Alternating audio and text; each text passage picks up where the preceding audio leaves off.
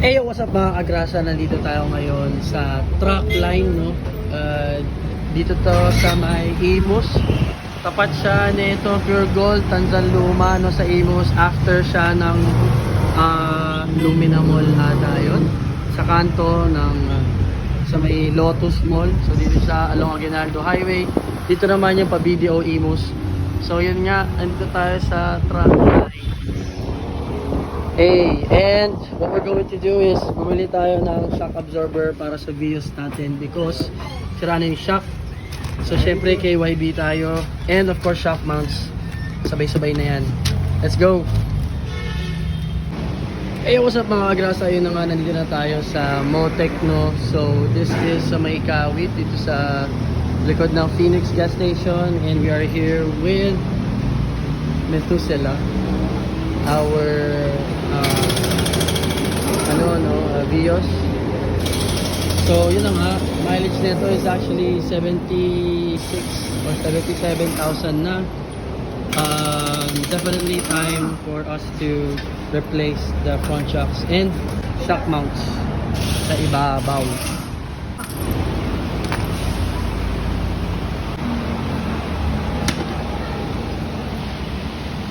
Hey, what's up mga grasa? Ayun na nga, so nagbaklas na nila yung stock na shocks, no? So ito yung mga isang indications na nakita nyo na sira na talaga siya. So pag tinutuunan nyo siya ng diin, kasi no, wala na siyang effort, and mabagal siyang bumalik. Ayan, wala nang kabigat-bigat. Like kahit mga 3 fingers, ayaw ko siyang ibaba. And ito naman yung right natin. Ay nako, grabe, mas walang wala to. Talagang parang di na umaangat. Di na siya umaangat. Maangat pero sobrang bagal. First glance, I can kinda notice na parang very slightly umangat yung harap, no?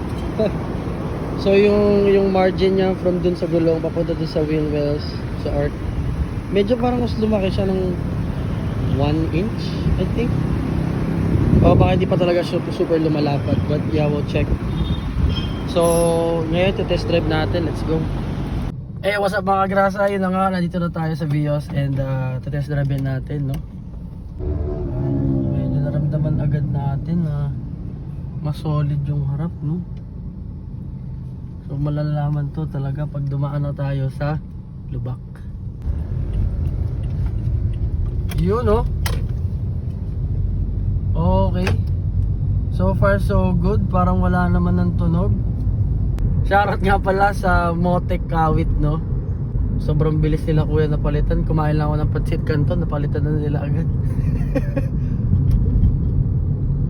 Yun. Wala nang tunog, boss.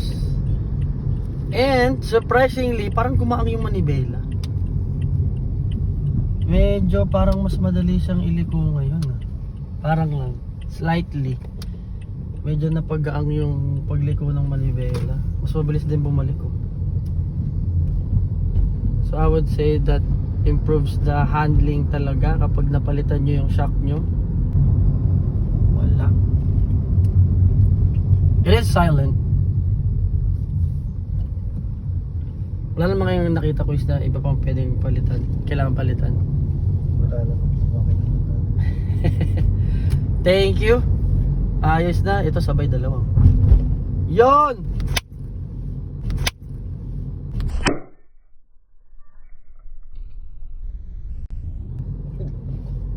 May nakapasok na lamok mga kagrasa.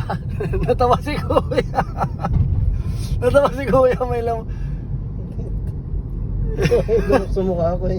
Ay, napatay ko ba? Oo, tumama. Ay, grabe! Tumama sa mukha ko eh. Hey yo, mga kagrasa, nakita mo yun? Ganun kalakas ang senses ni Spider-Man. So, tumalsik sa mukha ni kuya yung lamok. Lakas mong pumalo ng lamok. Ganon lang tayo. Kaya nakita ko sa video. Oo, yun. O, ito mo. Eh! Ayun, tahimik na. Uy, thank you. Talsik sa mukha ko yung lamok eh. Gagi. Napagana ang Spidey senses ni Spider-Man. Okay, Doc. Okay, kuya, thank you. Hey, what's up mga grasa, yun na nga. So, we just arrived home and again, we just like to thank you sa mga kuya doon sa Motec Kawit.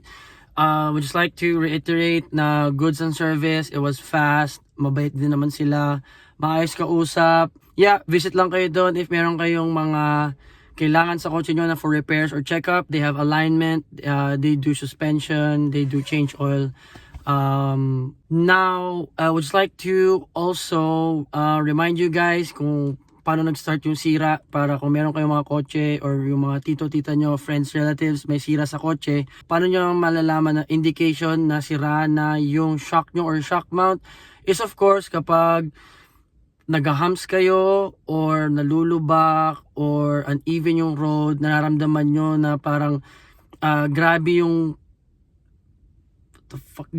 play nung shock, no? So talagang up and down siya, ganyan. Parang di niya na sobrang na-absorb yung lubak, yung mga uneven road, yung humps. Okay yung absorb niya, pero yung pagbaba ulit, yung rebound, yung ganon. Diba, ganon, compression, tapos decompress, or compress, tapos decompress. Yung pag ganon niya, boom, parang biglang bumabag, smooth pataas, biglang boom, biglang bumabagsak pababa. And of course, yung kahit medyo slightly uneven lang yung road or parang smooth naman pero may narinig kayong dududududududud, parang nagdi-dribble o ganun talaga yung tunog, dudududududududud, ganon. Pag may narinig kayong ganon, dududududududud, shock mount. Kasi parang sandwich yun na yun yung nag-hold in place nung shock and maluwag na. So kapag di na talaga fully fit yung goma na yun, yun nga, so maluwag, so there's sound. Hey, what's up mga grasa? Yun na nga, tapos na tayo dito and all goods, tinesting natin, dinaan natin sa lubak, dinaan natin sa ramp, dinaan natin sa uneven road, dinaan natin sa manhole, pero not directly sa manhole, pero dinaan natin sa takip ng manhole. Yeah, again, this is Motec Kawit, dito sila sa may Phoenix gas station and all goods naman. And also, the head mechanic was kind enough na bawasan yung natin, yung labor, no? So nagka-discount pa tayo. Yo, what's up mga kagrasa? Kung meron kayong mga sira sa mga kotse nyo, go ahead and check the shop. Okay yung nila, yung tawag dito, yung customers lounge nila. There's AC, there's water. So pag nauuhaw kayo, pwede kayo uminom-inom dun ng tubig, okay, hindi alak. Anyways, uwi na tayo. Meron pa tayo swimming mamaya. See you sa Rupo AI. See you mamaya sa Tansa. Let's go mga kagrasa. Hey!